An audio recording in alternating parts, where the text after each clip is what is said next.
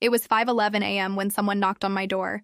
Not frantic, not polite, just 3 steady knocks, a rhythm meant to unsettle. I wasn't expecting anyone. I live alone. I've always lived alone. I checked the peephole. A woman stood there, hood up, shoulders tense, eyes flicking over the hallway like she expected shadows to move. "Elias Marsh?" she said through the wood. "We need to leave, now."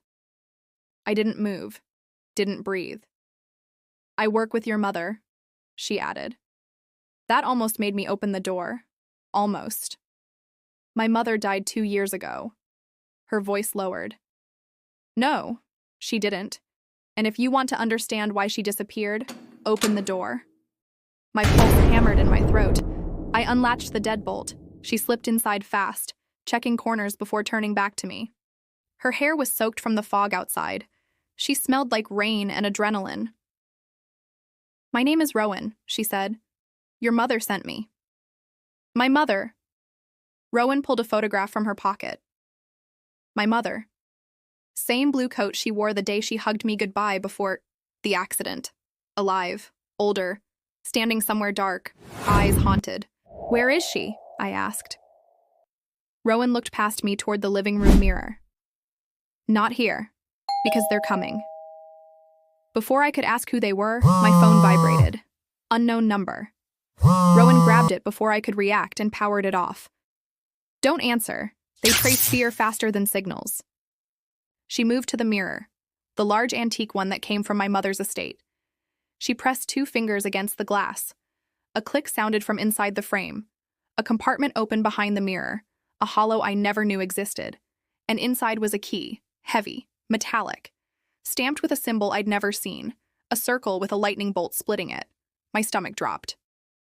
"That key opens a vault your mother built," Rowan said.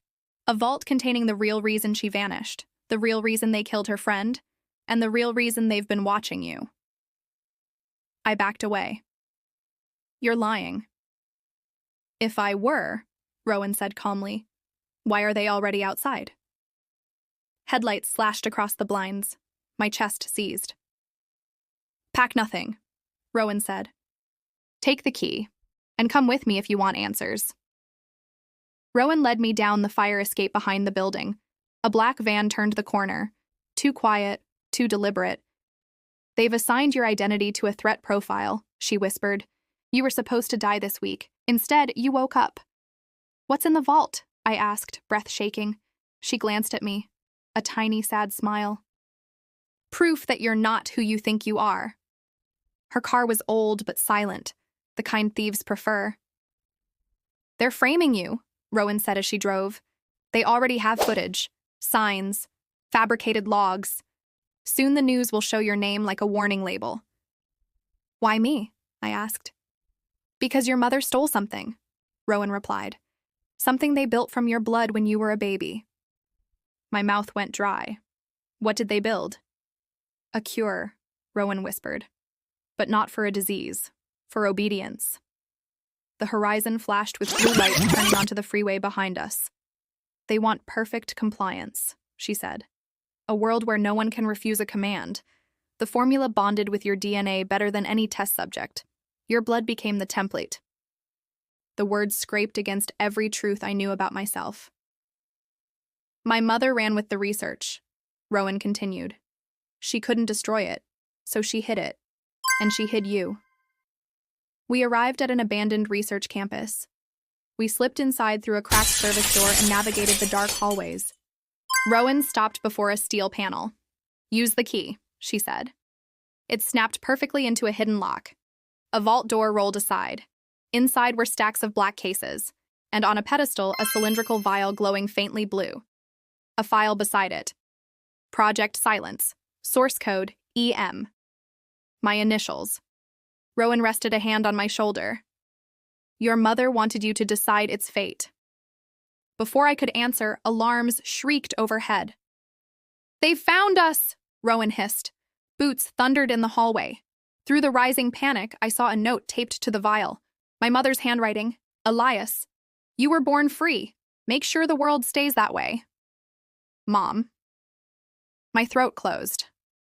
"What do I do?" I asked Rowan. She looked me in the eyes, steady, fierce. You break the narrative before they write it. The boots were almost at the door. I grabbed the vial, cold, pulsing like a heartbeat, and smashed it against the concrete floor. Glass shattered, blue light fizzled. The formula died. The alarms cut off. Silence. Real silence. Rowan smiled. Not relief. Respect. You just changed everything, she said. The men who came for us hesitated at the vault entrance, because now they had nothing to recover. No weapon, no leverage, just two people staring back. They won't stop, Rowan murmured. Good, I said, wiping tears I didn't remember shedding. Neither will we. We slipped out through the maintenance tunnels before they dared step closer.